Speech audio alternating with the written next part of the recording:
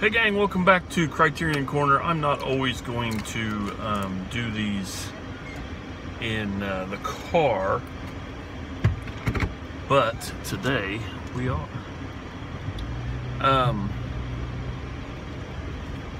I've decided to bring these back and attempt to do them every 2 weeks.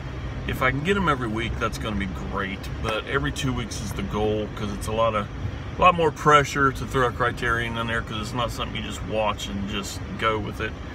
Today's was Things to Come, spine number 660 from 1936, and its actual title is H.G. Wells' Things to Come.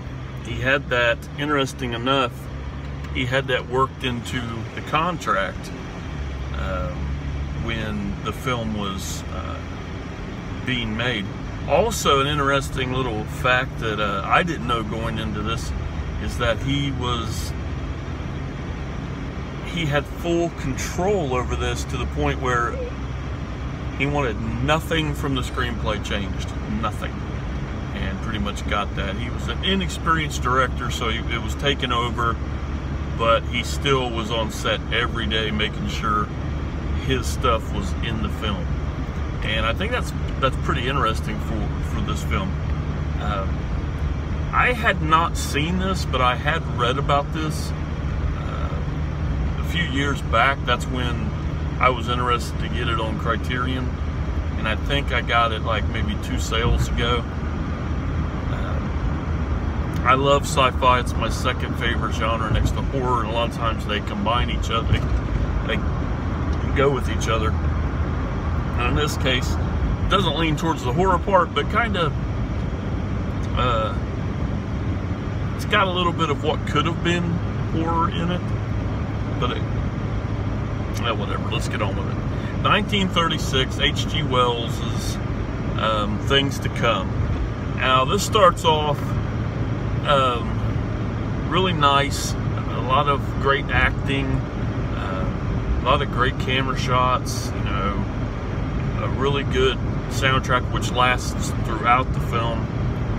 And then a war breaks out, which they are, you know, calling a world war. It's a generic war. They never say who is fighting who. They never mention Germany. They never mention Hitler, anything like that. It's just a generic world war. Where I kind of get the hint that scientists are going to take over the world, the smarter people are taking over the world. And it's funny because we meet a scientist and you automatically know he's a scientist because his hair is fixed and he has this like really trimmed, scientific looking goatee. I can't explain it, but anyway, let's see. Well, the war starts and the war goes on, and then it goes through some phases. We go through war, and then after the war is basically wrapping up, we go through a plague, which kills off a lot of people, kind of like a dark age. And then after, you know, that is kind of phasing out, and people are starting to not contract the disease, the Black Plague, or whatever, Black Death, or whatever they called it. It turns into kind of a apocalyptic film. And I don't want to say it's like Mad Max type thing, but it's just kind of like a starting over. But they have like a, you know, they focus on this one group, and they have a warlord who is their big chief, president, whatever you want to call him. He's over everything.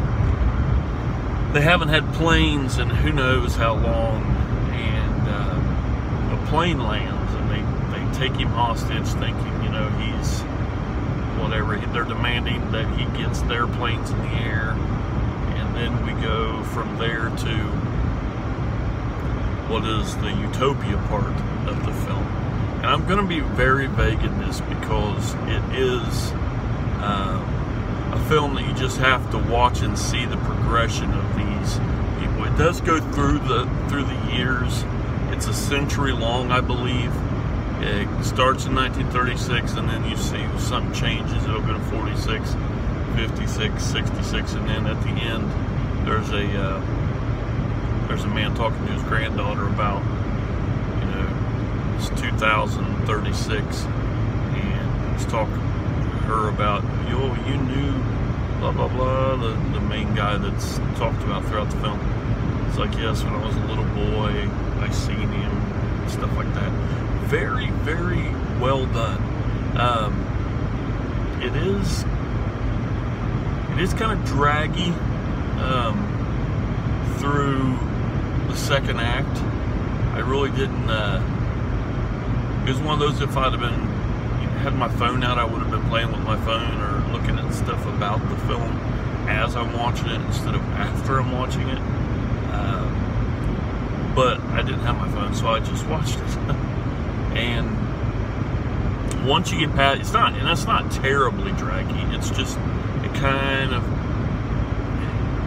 get out of the element for a little bit. And you would think that that's a really predominant part, because it's the part with the warlord and all this playing, and it's got enough to entertain you. I just wasn't all the way into it. The first part I really enjoyed because there was a lot of interaction. There was a lot of running around. You know, it was the war part. It's a lot of busyness. And then the last part, just how they did this utopia part where everything is so sci-fi looking, as you'd think it was. The set pieces were huge, and everything was rounded and metalled, and just stuff. They had big screens, like they had like big TVs. So kind of like when I read something on there, it was like he foresaw LCD TVs, because there's like a 60-inch TV that this guy's showing his granddaughter stuff on it, so it's kind of cool. But overall, I'm happy with the purchase. It was a blind buy. H.G. Wells is never a bad choice, and it was sci-fi, and it's just got an amazing cover. I mean, Criterion does a great job anyway, but that is a cool cover. And like almost always, I do buy a lot of Criterions on DVD, just because they're a little cheaper, save about $5, and they still look amazing, and they still have the same content. So why not? I don't have to have it on Blu-ray. For some reason, I'm just happy to have it, and happy to have the films, some of the films they put out. Criterion sale is going on right now. It started June 30th, actually, I think, and it's going to August, but I don't know how far into August it will go. Maybe the 1st even. So they do have their half-off sale. I had some extra money saved back for it, and I actually ended up, I had more than I thought. So I was able to get everything on my wish list except for one film. My wish list is completely filled from Criterion except for one film. I don't have His Girl Friday. It'll be on my next. Now, I don't know what's coming up. I heard, you know, from good source over at Real Geek that Notorious, I think, is coming in the next wave later this fall, so I'm kind of excited about that, since I have all of Hitchcock's that are in print. So make sure, if you enjoy the Criterions, this is the time to buy them. It is the half-off sale. I usually wait unless it's something huge that I just have to have right now. Like Night of the Living Dead. Came out in January, and for some reason, Amazon had it for $17 on Blu-ray. And when it came out, because I pre-ordered it because it said $17. I was like, holy shit. And don't know how much it is now. Maybe it was a glitch, but I got it for 17 bucks, and I was very happy I did. So anyway, thanks for listening to me ramble. Like I said, I'm not going to try to do every Criterion corner in my truck. I think they deserve a little bit more attention, sitting in the movie room and talking about all the glory. I did not get a chance to watch any of the supplements on here. I did flip over between when it was getting slow in the film. I flipped over to the commentary, and it had a commentary track by a film historian who I was really pleased by what he was talking about. He was talking about the process that H.G. Wells and these guys went through to make the film. I would have really liked some input on what they were doing, but you know, a film historian's going to tell me a lot of what is in their minds, and you know, how they did this and how they went about doing that. So it is what it is. It was pretty good. I might watch it again just with commentary. I tend to do that with Criterions. So thanks for watching. I will be back hopefully in 2 weeks with Criterion Corner. So later, man.